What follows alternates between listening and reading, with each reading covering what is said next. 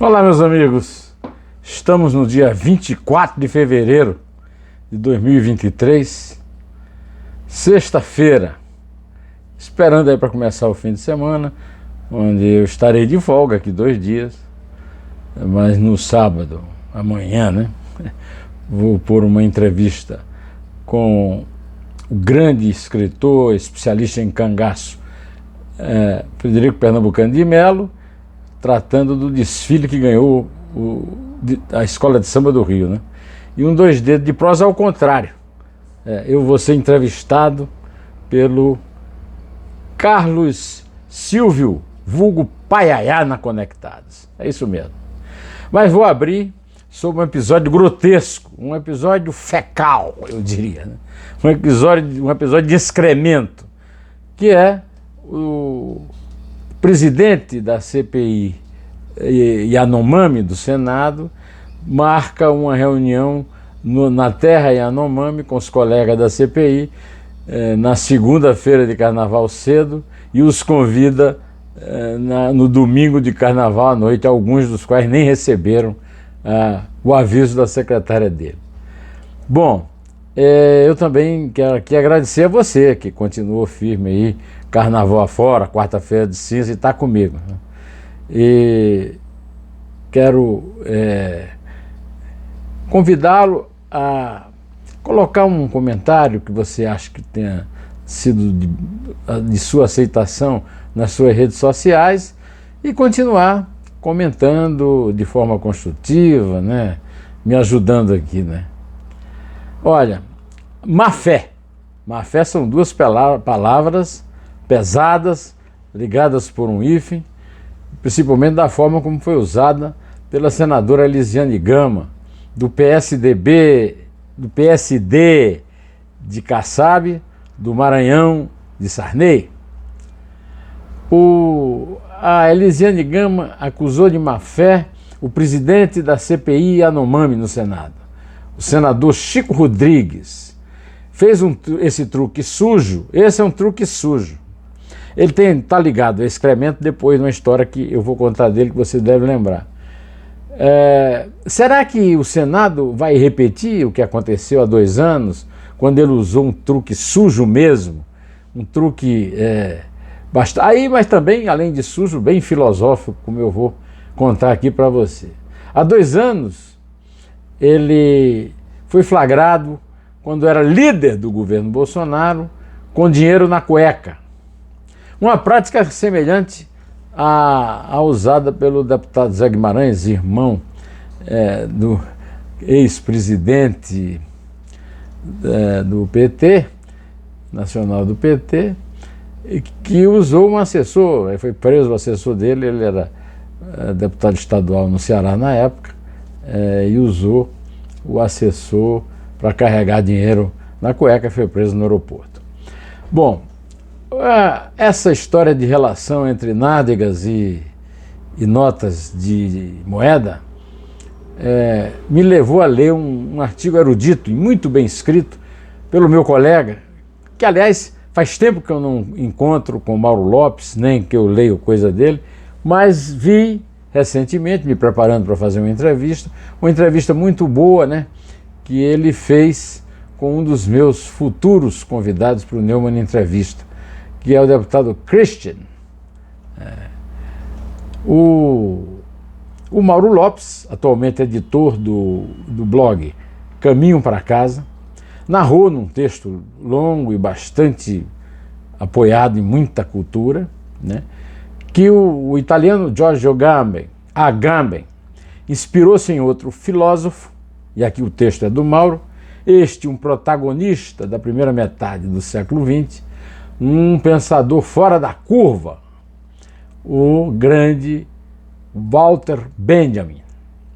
No seu curto e denso Capitalismo como Religião, de 1921, Benjamin escreveu que o capitalismo é em si mesmo a religião mais implacável que já existiu e promove um culto ininterrupto ao dinheiro sem trégua nem piedade, uma religião que não visa a reforma da pessoa, mas seu esfacelamento. No século IV, São Basílio bispo de Cesareia, citado por Benjamin Agamben e agora por Mauro Lopes, decretou: o dinheiro é o cocô do diabo. Bom, esse senador Chico Rodrigues, né, que me faz lembrar citações tão eruditas, né, pode estar destruindo a CPI e a Yanomami, porque ele não foi punido com 30 mil reais na cueca, né? Ele pessoalmente, não foi nenhum assessor, não. Ao contrário, ele é muito ligado a um senador muito poderoso, lá de Roraima, o estado dele, que é o que foi presidente do Senado, Alcolumbre, né? E tem sido poupado. E até agora a coisa pode estar complicada, porque o presidente do IBAMA, Rodrigo Agostinho, tem acompanhado de perto a mega operação do governo federal em Roraima para a desocupação pelos garimpeiros do território Yanomami, disse o seguinte, eu vou dizer as palavras dele aqui, tal como publicadas no jornal Globo: foi um ataque programado. As embarcações estavam carregadas até o talo de cassiterita. Eles não queriam perder o produto, e aí, se precisar usar arma de fogo, eles usam. E eles estavam, disse Agostinho, bem equipados. Agostinho lembra um outro santo, né? Aquele que tem uma frase que eu prefiro, né? Senhor, dai-me a castidade. Mas não agora, né? Bom, mudando de assunto, eu também vou citar outro colega, no caso outra colega, minha amiga Eliane Cantanhede, trabalhou comigo no Jornal do Brasil e no Estadão, e escreve neste jornal, Estadão, que a Rússia e a Ucrânia mandam sinais favoráveis à entrada do Brasil em campo na questão da invasão da Ucrânia pela Rússia. Na entrelinha do artigo dela, chamado com destaque no Estadão de hoje, a posição do país foi elogiada pela Rússia e a Ucrânia incluiu proposta de paz lançada por Lula numa resolução da ONU. Estaremos, aí eu tomo a palavra da Eliana para dizer, estaremos porventura a caminho de uma Pax Brasiliensis na Europa Oriental, ou seria uma paz chinesa, né? Porque o Xi Jinping, talvez com inveja do Lula, resolveu também entrar em ação pela paz, né? Bom, quem teria talvez motivos para a paz seria o próprio Putin. Os 23 bilionários russos incluídos no ranking das 500 pessoas mais ricas do mundo tinham um patrimônio líquido combinado de 339 bilhões de dólares em 23 de fevereiro de 2022, um dia antes das forças de Vladimir Putin invadirem a Ucrânia. Um ano depois, com o conflito longe de ter fim, os ricos e poderosos da Rússia perderam 67 bilhões de suas fortunas de dólares, hein? Coletivas, uma queda de 20%, que supera em 4 vezes o valor restante no índice de bilionários do Bloomberg. Bom, como eu já disse aqui para você, o Chico Rodrigues, aquele que faz lembrar o bispo de Cesareia, São Basílio, xará do meu amigo Astia Basílio, que está lá na Rússia, fazendo doutorado em literatura russa, em Moscou. Ele foi líder do ex-presidente Jair Bolsonaro.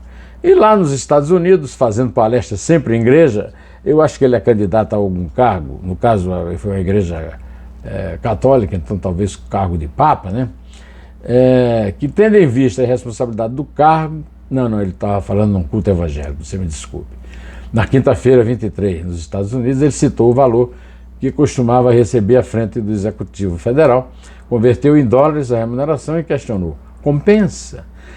O evento era da igreja New Hope Church, a igreja da Nova Esperança, na Flórida. Ele sugere que o valor equivalente a 6 mil dólares não condiz com os problemas do posto, mas nega que tenha buscado o cargo por questões financeiras. O PL, o partido dele, né, prevê pagar salário igual ao de deputados. Bom, meus amigos, o meu amigo Robson Morelli, editor de esportes do Estadão, escreveu um artigo muito interessante sobre um caso similar ao caso de Dani Alves. É o caso do Robinho. O Robinho está morando no Guarujá, escondido, com medo de ser imposta uma extradição para ir cumprir pena na Itália, ou que o Brasil cumpra a decisão da justiça italiana, fazendo-o cumprir pena de prisão no Brasil. Aí ele teria, segundo o Robson Morelli, de deixar de jogar futevôlei na praia, caso o Superior Tribunal de Justiça leve adiante e continue entendendo que o jogador pode cumprir no Brasil pena a que foi condenado na Itália por estupro. Ele pegou 9 anos depois do processo aberto por uma mulher albanesa ter passado por todos os trâmites em Milão. Ele jogava no Milan nessa época. Olha, é logo o meu time, né? Logo o meu time lá na Itália. Hein? Milão é a terra de meus 3 netos. O crime aconteceu em 2013, quando ele defendia o Milan. Ele e um amigo foram arrolados na ação. Robinho nunca levou a pena a sério.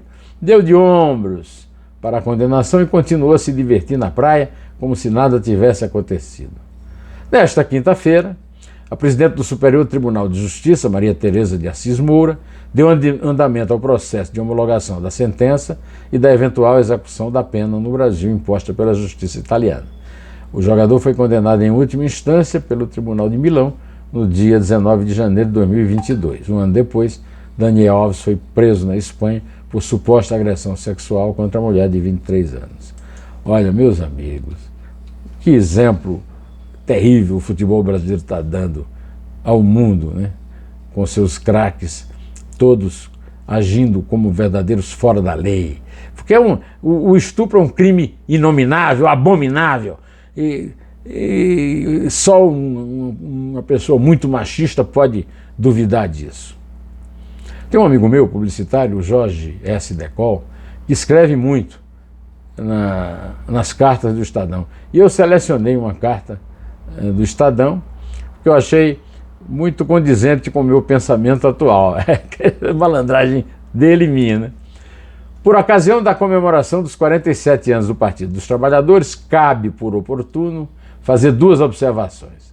A primeira, citando o trecho do manifesto da fundação do partido, que diz ser uma real expressão política de todos os explorados pelo sistema capitalista para que se efetive o poder de decisão dos trabalhadores sobre a economia e os demais níveis da sociedade. E a segunda, lembrando uma coisa que eu sempre tenho lembrado aqui, né, que no início do século XIX, na França, assim que a derrocada do regime de Napoleão Bonaparte permitiu a volta dos Bourbons ao trono que ocupavam antes da Revolução Francesa, após 25 anos de banimento, uma frase sobre os herdeiros da antiga família real tornou recorrente no meio político.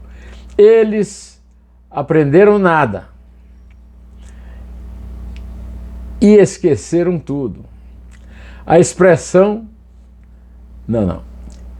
a expressão creditada ao gênio da diplomacia Charles Maurice de Talleyrand-Périgord refere-se ao retorno de ideias mal-sucedidas dos reis franceses e espanhóis que na volta ao trono passaram a repetir os mesmos erros que os levaram à deposição. No caso do... Por oportuno, cabe perguntar, após os 3 mandatos petistas de Lula e Dilma Rousseff, a PT aprendeu a lição e vai voltar a cometer os mesmos erros do passado.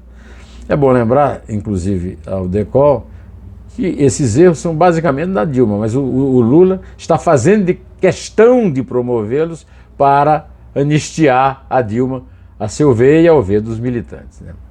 Olha, sábado, dia 25, ou seja, amanhã, ao meio-dia, ao vivo, estarei falando deste livro aqui, Antes de Atravessar, que é um livro de poesias, de poemas que fiz e que lancei recentemente pela editora